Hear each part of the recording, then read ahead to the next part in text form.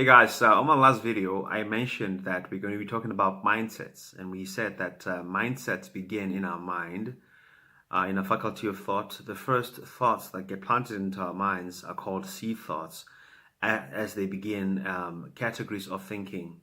So everything else that comes after that first thought, then it will submit itself to the already planted thought, which then owns up the whole category, the entire category of thought.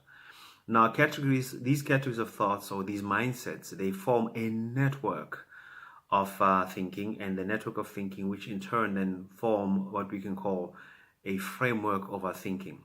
And this entire framework of our thought structure, of our thinking, then begins to impact everything from our value systems to our decisions we make, to who we're going to marry, to the careers that we're going to choose in life. And so they're extremely important to who we become as people and how we behave and later on in life. And so I mentioned that because then I want to just bring to our attention how important it is for us as we are older and we can exercise independence of thought to analyze and to begin to evaluate the approved sources of influence in our thinking and in our lives. You don't have to look very far. If you look around you, the five people who are whom you are mostly around, more than likely have that.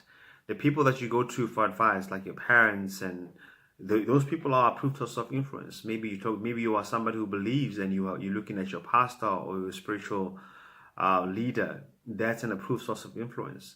What makes this a very important topic is the fact that approved sources of influence have a very high trust factor. And that basically means that normally when they suggest certain things to you or talk to you about certain things and sell them as material facts, you don't check them because you have a history of trust with them. And then you tend to take that they're telling you as really the full gospel without analyzing it. And it begins to impact and to influence your subconscious mind, your conscious mind. It begins to influence the decisions they're going to make in life, and you can decide on certain things or for or against because of what they've said.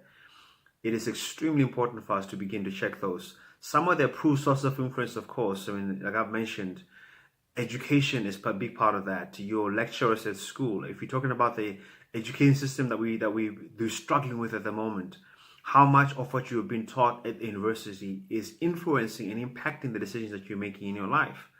So developing mindsets is such an important skill that we have to apply, have to learn as people, because our mindsets, as I've mentioned, they form this network of thoughts in our minds. They form this framework of our thinking, and everything else that comes into our minds then gets processed through this entire network, and this network gives it its relevance.